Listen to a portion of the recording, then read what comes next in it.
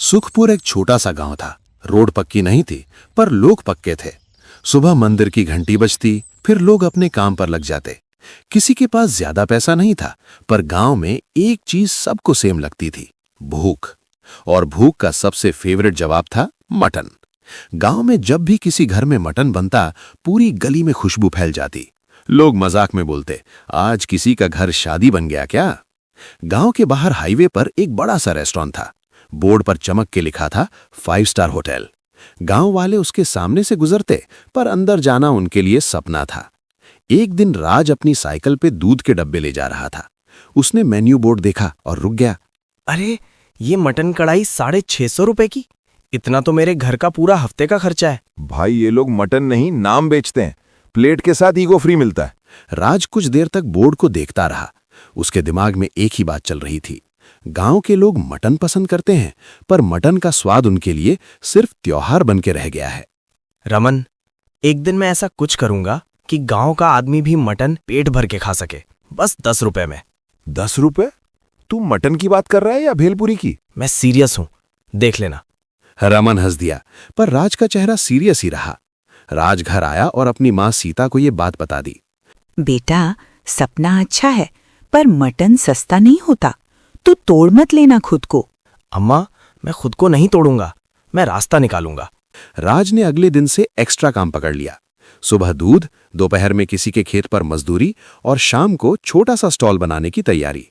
रमन भी हेल्प कर रहा था, लेकिन उसका स्टाइल अलग था। वो काम करते करते जोक्स मार देता, ताकि राज थक के भी हंसे। भाई जब तेरा स्टॉल फेमस होगा ना, मैं तेरा बॉडीगार्ड बनूंगा। बस सैलरी मटन में लेना। ठीक है, पर पहले स्टॉल तो बनने दे। राज गोपाल बुचर के पास गया। गोपाल काका थोड़े कड़क थे, पर हार्ट से ठीक। गोपाल काका, मुझे मटन चाहिए। मैं गांव वालों को सस्ता खिलाना चाहता हूँ, शुरू में कम, जो भी बन सके। ठीक, पर एक बात, वेस्ट नहीं, मटन की इज्जत होती है।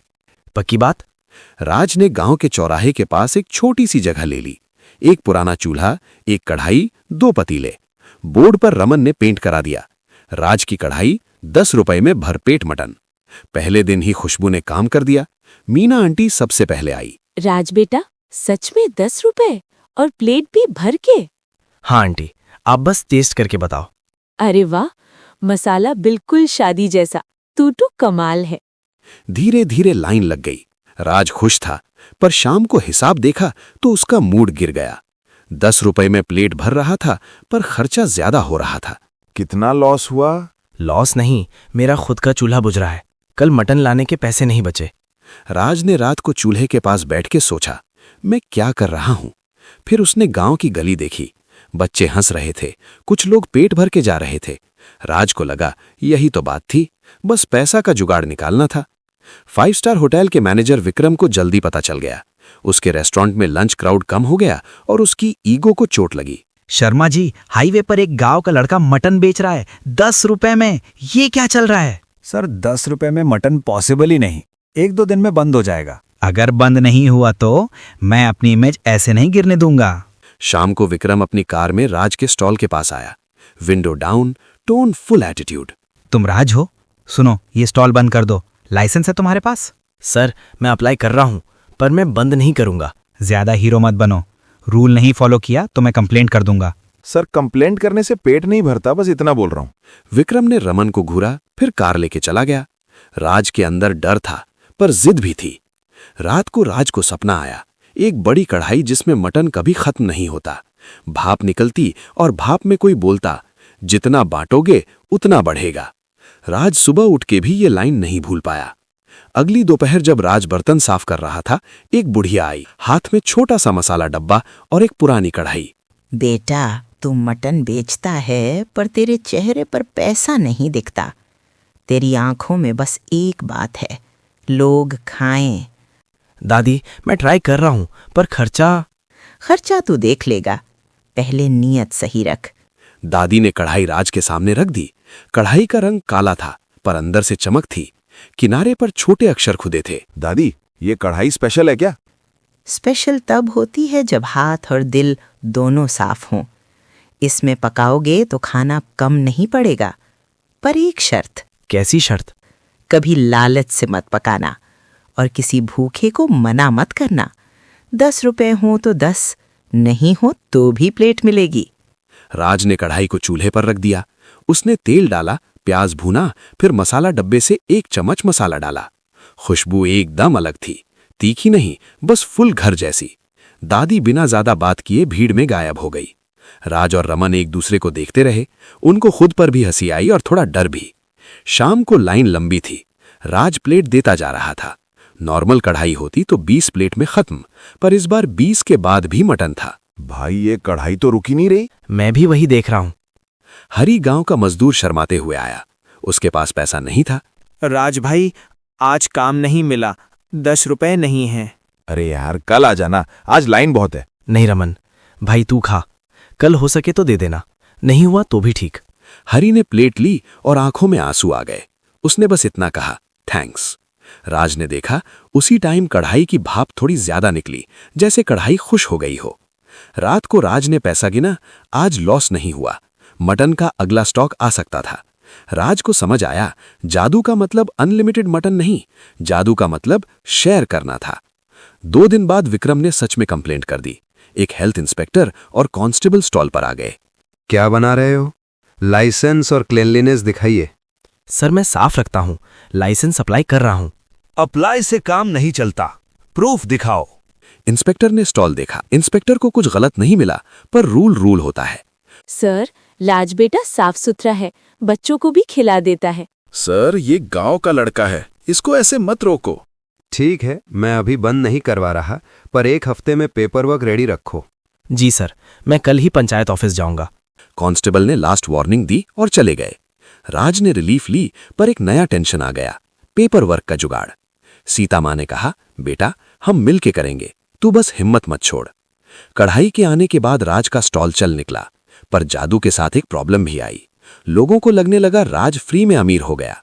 कुछ लोग बिना लाइन के घुसने लगे और कुछ लोग एक्स्ट्रा मांगने लगे। अरे भाई 2 प्लेट एक साथ दे, मेरे घर भी ले जाना है। भाई लाइन में सबको मिलेगा, 1 प्लेट पहले फिर देखेंगे। और हाँ, घर के लिए पैकिंग चाहिए तो डब्बा लाओ, राज कोई एटीएम नहीं है।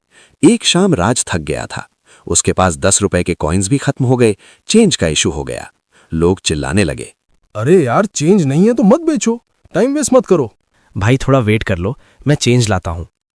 राज पड़ोसी दुकान से चेंज लेने गया। वापस आया जो देखा, एक आदमी कढ़ाई के पास खड़ा था, चम्मच से मटन निकाल रहा था। अरे आप क्या कर रहे हो? कढ़ाई तेरे बाप की है क्या? सबका है, मैं बस थोड़ा ले रहा हूं। और गांव वालों ने मिलके उसको हटा दिया। राज को गुस्सा आया, पर उसने कंट्रोल किया। कढ़ाई का रूल याद आया, लालच से नहीं। भाई अगर भूख है तो लाइन में आओ, चोरी मत करो, ये गांव का काम है, सर्कस नहीं। मकर संक्रांति का मेला आया। सरपंच मोहनलाल ने राज को बोला कि इस बार स्टॉल मेला में सेंटर पे लगाओ। राज बेटा, गांव को तेरी याद रहेगी, बस मैनेज कर लेना, क्राउड बड़ा होगा। सरपंच जी मैं ट्राई करूंगा, रमन है ना? हाँ, मैं वीआईपी मैनेजमेंट, बस कोई वीआईपी है नहीं। मेले के दिन क्राउड डबल था। कुछ शहर के लोग भी आए। एक शहरी आदमी राकेश ने टेस्ट करके बोला, भाई सच बोल, ये 10 रुपए में कैसे? टेस्ट तो फुल रेस्टोरेंट वाला है। बस गांव का मसाला है और थोड़ी मेहनत। ये बात विक्रम के कान तक पहुंच गई। विक्रम मेले में आया, स्ट्रेट स्टॉल के पास। राज तुम लोगों को बेवकूफ बना रहे हो, 10 रुपए में मटन पॉसिबल नहीं। सर मैं किसी को बेवकूफ नहीं बना रहा, मैं बस खिला रहा हूं। विक्रम ने कढ़ाई को टच करना चाहा, जैसे प्रूफ खुद निकाल लेगा। राज ने रिस्पेक्टफुली हाथ आगे किया, रोकने के लिए। सर प्लीज, ये गरम है। गरम तो मेरी ईगो भी है। भीड़ शांत हो गई। तब पूजा, छोटी सी लड़की, आगे आई।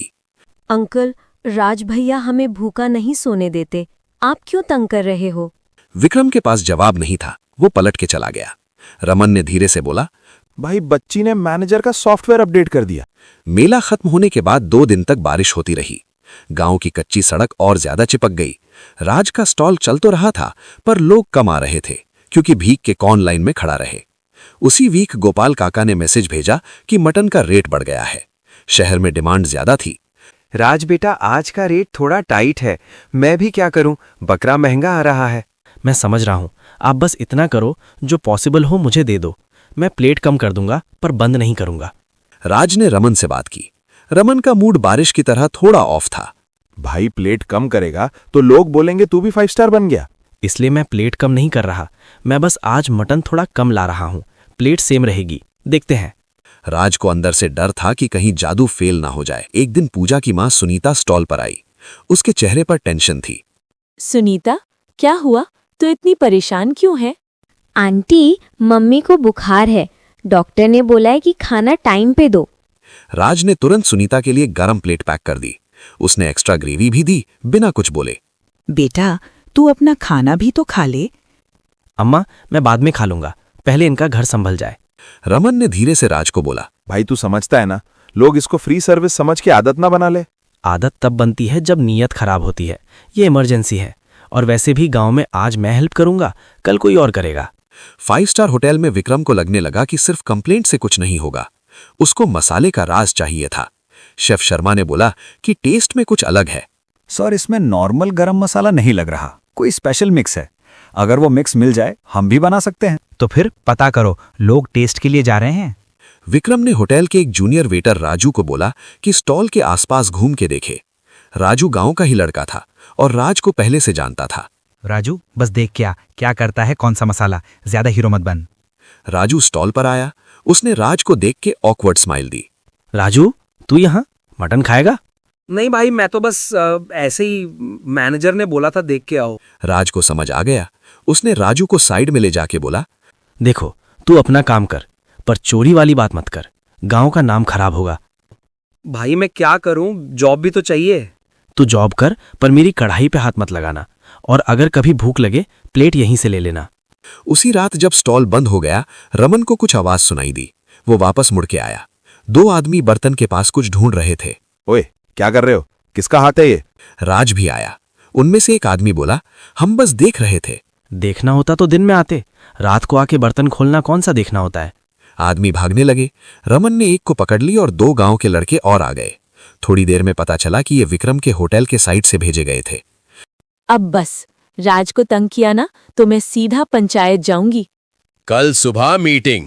ऐसे ड्रामा गांव में नहीं चलेगा। अगली सुबह पंचायत में लोग जमा हुए। विक्रम भी आया, पर इस बार टोन थोड़ा सॉफ्ट था। विक्रम बाबू, गांव के बीच में आपका होटल है, पर गांव को तंग मत करो। कंपटीशन ठीक है, चोरी नहीं।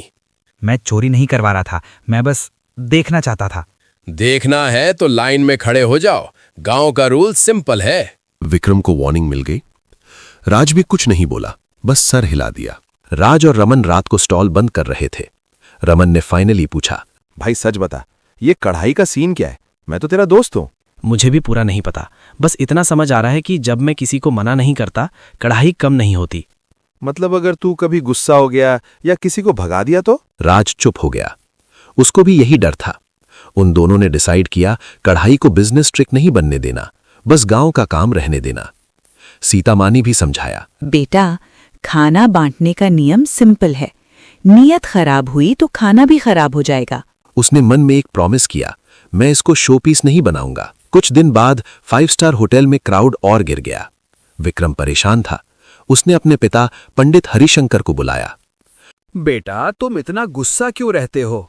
तुम्हारा होटल चल रहा है, फिर भी तुम्हारा दिमाग शांत नहीं। पापा, गांव का लड़का मेरे बिजनेस को खा जा रहा है। चलो देखते हैं। हरिशंकर जी राज के स्टॉल पर आए। राज बेटा, तुम ये क्यों कर रहे हो? पंडित जी, बस इसलिए कि गांव का आदमी भी मटन खा सके और किसी को भूखा फील ना हो। हरिशंकर जी ने विक्रम को देखा। बेटा, तुमने कभी सोचा है कि तुम्हारा बिजनेस किस लिए है? सिर्फ पैसा या लोग भी? विक्रम कुछ नहीं बोला। हरिशंकर जी ने जोर नहीं डाला, बस विक्रम को एक प्लेट लेने को बोला। विक्रम ने निवाला लिया। उसका फेस 1 सेकंड के लिए सॉफ्ट हुआ। ये मसाला मेरी माँ भी ऐसे बनाती थी। विक्रम ने राज को देखा। राज, मैं तुम्हें बंद करवाना चाहता था, गलत किया, सॉरी। हाँ, ये तो गलत ही था। अच्छा हुआ बोल दिया। ठीक है सर, अब आगे क्या? मैं हेल्प कर सकता हूँ। Licence, supplier, hygiene. तुम गांव के लिए अच्छा कर रहे हो, पर सिस्टम भी चाहिए। राज ने थोड़ा सोचा। उसने अपनी शर्त रखी। हेल्प तभी जब 10 रुपए में भरपेट मटन का प्रॉमिस नहीं टूटेगा। डील।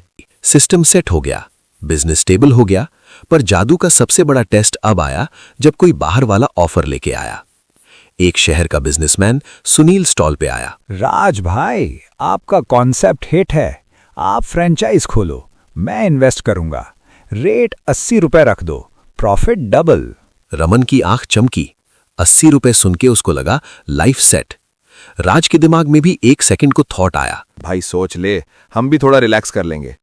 राज ने कढ़ाई की तरफ देखा। उसको दादी की शर्त याद आई, लालच से नहीं। नहीं भाई, ये यहीं रहेगा, गांव के लिए। आप पागल हो क्या? जादू को बेच के करोड़पति बन सकते हो। मेरे लिए करोड़पति होना मतलब नहीं, मेरे लिए ये है कि हरी भाई जैसा आदमी बिना शर्माए प्लेट ले सके। बिजनेसमैन चला गया। रमन थोड़ा डिसअपॉइंटेड था, पर राज के डिसीजन में फोर्स था। रमन ने एक सांस ली। ठीक है यार, तू जो सही समझे। बस एक रिक्वेस्ट है, कल एक्स्ट्रा प्लेट बना देना। बनेगी, तू भी खा लेना। एक रात राज स्टॉल बंद करके घर जा रहा था।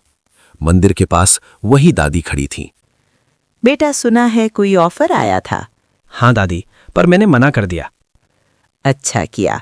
जादू का काम पैसा बनाना नहीं, भूख मिटाना है। राज ने हिम्मत करके पूछा, दादी आप कौन हो? मैं बस एक याद हूं। जब लोग खाना बांटना भूल जाते हैं, मैं याद दिला देती हूं। दादी ने राज के हाथ में मसाला डब्बा दिया।